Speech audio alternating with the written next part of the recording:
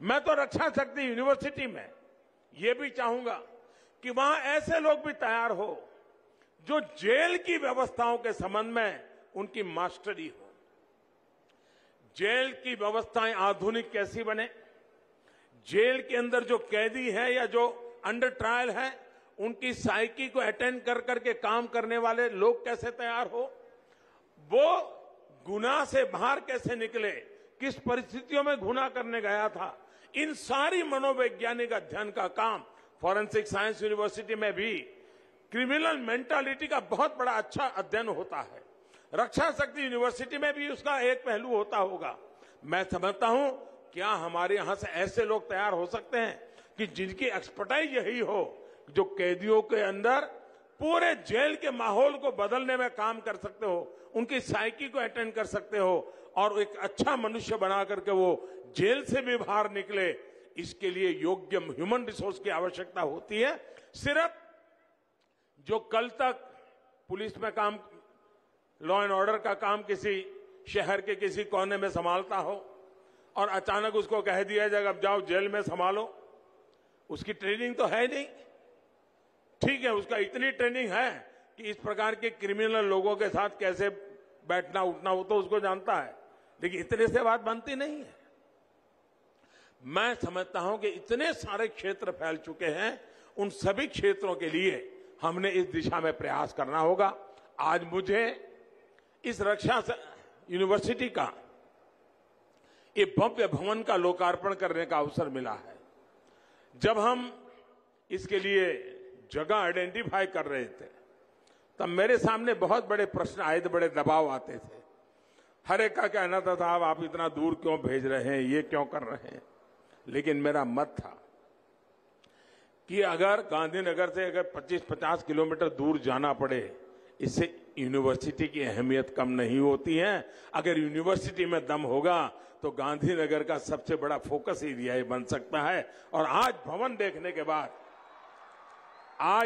देखने के बाद मुझे लगता है इसकी शुरुआत हो चुकी है, लेकिन इस भवन को हरा भरा रखना, ऊर्जावान रखना, शानदार बनाए रखना, ये दायित्व एक कॉन्ट्रैक्टर बिल्डिंग बना करके चले जाने से नहीं होता है, एक सरकार बजट खर्च कर दे इससे नहीं होता है। उसमें रहने वाला हर व्यक्ति उसे अपना माने, हर दीवार को अपनी माने, हर खिड़की को अपनी माने, हर फर्नीचर की एक एक चीज को अपनी माने और उसको अच्छा बनाने के लिए खुद कुछ करता रहेगा, तब जाकर के ये भवन अपने आप में शानदार रह सकते हैं।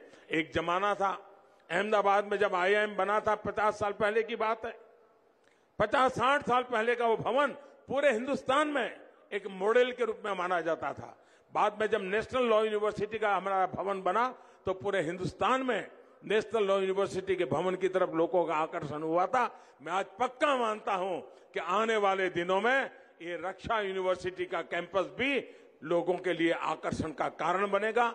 हमारे कालखंड में ही IIT का जो कैंपस बना हुआ है, एनर्जी यूनिवर्सिटी का जो कैंपस बना हुआ है, नेशनल लॉ यूनिवर्सिटी का कैंपस बना हुआ है, फॉरेंसिक साइंस यूनिवर्सिटी का जो कैंपस बना हुआ है, मैं समझता हूं इसमें एक और रत्न हमारे इस रक्षा यूनिवर्सिटी का कैंपस भी एक नया रत्न बनकर के जुड़ गया है और इसके लिए मैं आप सबको बहुत बहुत बधाई देता हूं। और मुझे पूरा विश्वास है कि यहां पर एक नई ऊर्जा, नई उमंग के साथ और देश का जो क्वालिटी, यानी एक प्रकार से सोसाइटी का जो कृमि बच्चे होते हैं, मैं उनसे निमंत्रण देता हूं कि आप इस काम को छोटा मत मानिए।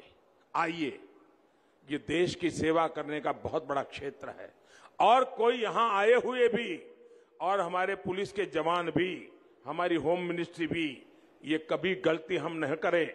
हमने न गलती की है पहले से। हमारा ये पुलिस यूनिवर्सिटी नहीं है, ये पुलिस यूनिवर्सिटी नहीं है, ये रक्षा यूनिवर्सिटी है जो संपूर्ण राष्ट्र की रक्षा के संदर्भ में मैन पावर तैयार करने वाली यूनिवर्सिटी है। वो अनेक फील्ड में जाएंगे, यहां से ऐसे लोग भी तैयार होंगे जो रक्षा के क्षेत्र में काम करने वालों का न्यूट्रिशन क्या होना चाहिए उसकी एक्सपर्टाइज होगी। कोई ऐसे एक्सपर्ट तैयार होंगे कि क्रिमिनल दुनिया के रिकॉर्ड बनाने के सॉफ्टवेयर कैसे होने चाहिए, उस पर काम करेंगे। जरूरी नहीं कि उसको यूनिफॉर्म पहनने की नौबत आए, लेकिन वो यूनिफॉर्म की साइकी जानता है। काम कोई भी करता है वो मिलकर के अच्छा परिणाम दे सकते हैं। इस भावना के साथ आज इस यूनिवर्सिटी का हम प्रगति की दिशा में आगे बढ़ रहे हैं। और जैसा हमने सोचा है, फॉरेंसिक साइंस यूनिवर्सिटी देश में फैलनी चाहिए, रक्षा शक्ति यूनिवर्सिटी देश में फैलनी चाहिए। और विद्यार्थी काल से बच्चे के मन में, कुछ बच्चे रहते हैं जो बचपन से सोचते हैं मुझे स्पोर्ट्स पर्सन बनना है, कुछ लोग बचपन से सोचते हैं हमें डॉक्टर बनना है, कुछ लोग बचपन से सोचते हैं हमें इंजीनियर बनना है।